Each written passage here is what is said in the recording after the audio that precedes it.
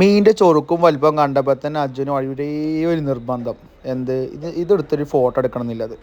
രണ്ട് മൂന്ന് ഭാഗത്തേക്ക് മാറി മാറി നിന്നിട്ട് നല്ല കിടുക്കാച്ച് 3 ഫോട്ടോ എടുത്തിട്ട് ചാനലിൽ ഇടാനും പറഞ്ഞിട്ടുണ്ട്. നമ്മൾ വീഡിയോയിൽ ഫസ്റ്റ് കാണിക്കുക. അവസാനത്തേക്ക് വെച്ച് കഴിഞ്ഞാലേ ആരും കാണണമെന്നില്ല. മീൻ മുറിച്ച് നോക്കിയപ്പോഴാണ് വയറ് ഫുള്ള് പണിഞ്ഞാണ്.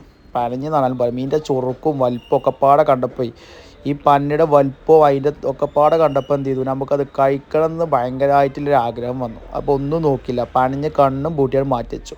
കടയിൽ തിരക്കൊന്നും ഇല്ലാത്തതുകൊണ്ട് തന്നെ അധികം ആരും കണ്ടില്ല. അല്ലെങ്കിൽ ഈ പണിഞ്ഞ് ആര് കണ്ടു കഴിഞ്ഞാലും കസ്റ്റമർ ചോദിച്ചു കഴിഞ്ഞാൽ നമ്മൾ കൊടുക്കേണ്ടി വരും.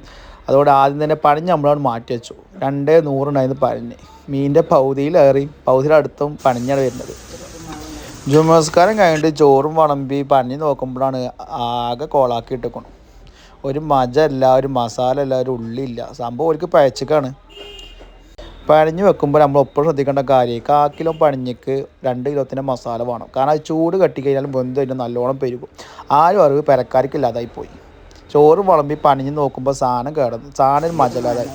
അപ്പോൾ ഒന്നും നോക്കില്ല, ഞാനൊക്കെ ആക്കും ഒക്കെപ്പാടെ കൂടി തക്കാളിയും പച്ചമുളകും ഒക്കെപ്പാടെ അരിഞ്ഞ് അത് ആദ്യം ലെവലാക്കി എടുക്കാമെന്ന് കരുതി. എത്രമാത്രം ശരിയാവുമെന്ന് അറിയില്ല, ഒരുപാട് ആഗ്രഹിച്ചതല്ല. അപ്പോൾ ഒന്നും നോക്കില്ല, നമ്മൾ നേരെ കുക്കിങ്ങിക്ക് കടന്നു. കുക്കിങ് തുടങ്ങിയപ്പോൾ ഒരുപാട് അഭിപ്രായങ്ങളാണ്. വല്യമ്മ ഇങ്ങനെ ചെയ്തടാ, അമ്മ ഇങ്ങനെ ചെയ്തടാന്നില്ല. ഒന്നും നോക്കില്ല, നമ്മളതായ രീതിയിൽ കജ്ജി കിട്ടിയ സകല പൊടിയും സകല പച്ചക്കറി ഇട്ട് സാധനം റെഡിയാക്കി. ആദ്യം ഉള്ളി ചൂടാക്കിയിട്ട് എന്ത് ചെയ്തു, ഉള്ളിയും പച്ചമുളകും തക്കാളിയും കറിവേപ്പിലയും ഇട്ടിട്ട് നേരെ നല്ലോണം വാട്ടിയെടുത്തു. പിന്നെ കള്ളിൽ കിട്ടിയ മസാലയൊക്കെ മഞ്ഞപ്പൊടിയും മുളക് പൊടിയും, മഞ്ഞപ്പൊടി ഉണ്ടോയെന്ന് അറിയില്ല, മല്ലി മുളക് മഞ്ഞൾ അതും പാടെ ഇട്ട് കുറച്ച് എണ്ണ വീണ്ടും തെളിച്ചിട്ട് നല്ലോണം വാട്ടിയെടുത്തു. വീണ്ടും കുരുമുളകും ഇട്ടു. എരി നല്ലോണം വേണം. എരി നമുക്ക് നല്ലോണം ഇഷ്ടമുള്ള സംഭവമാണ്. അതുകൊണ്ട് മാക്സിമം എരി ഇട്ടു. എരി മുളകും കുരുമുളകും ഒക്കെ പാടായപ്പോൾ എരി കുറച്ചില്ലാന്ന് പറഞ്ഞു. പക്ഷെ നമുക്ക് എരിയാണ് വേണ്ടത്. അപ്പോൾ നമുക്ക് നമ്മളായ രീതിയിൽ വെക്കണമല്ലോ. അപ്പോൾ ഒന്നും നോക്കില്ല, വാട്ടിലൊക്കെ പാടെ കഴിഞ്ഞ് കുറച്ച് വെള്ളവും പാർന്നിട്ട് എന്ത് ചെയ്തു, ചെറിയ രീതിയിൽ കുറച്ച് മാറ്റങ്ങളൊക്കെ വരുത്തി നമ്മൾ കഴിക്കാൻ നോക്കി.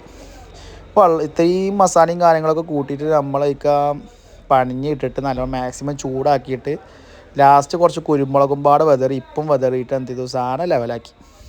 ഇപ്പോൾ നമ്മളൊരു കാര്യം പറഞ്ഞേക്കാം, പണിഞ്ഞ് എവിടുന്ന് വാങ്ങുമ്പോഴും 1/4 കിലോ പണിഞ്ഞിക്ക് നമ്മൾ അതിൻ്റെ 3 ഇരട്ടി 4 ഇരട്ടി മസാല എഴുതണം. അതിൻ്റെ കാരണം എന്താ വെച്ച് കഴിഞ്ഞാൽ ഈ സാധനം ചൂടട്ടി കഴിഞ്ഞാലും വേവിച്ച് കഴിഞ്ഞാലും നേരെ ഇരട്ടി പെരുകി വരും. അപ്പോൾ ഇതറിയാത്തവരും എന്ത് ചെയ്യും, കുറച്ചല്ലേ ഉള്ളൂ, കുറച്ച് മസാല ഇടാതെ എഴുതി ചുരുക്കുമ്പോൾ ഈ സാധനം വെന്ത് കഴിയുമ്പോൾ നമ്മളിട്ട മസാലയൊക്കെ പാടാകുമ്പോൾ രസം പോയി കിട്ടും. ഈ സംഭവം ഉമ്മക്ക് അറിയണൊക്കെ തന്നെയാണ്, എന്തോ മറന്നതാണ് തോന്നുന്നു. സംഭവം എന്തായാലും കിഡുമായിട്ടുണ്ട്, നല്ല ടേസ്റ്റ് ഉണ്ടായിരുന്നു.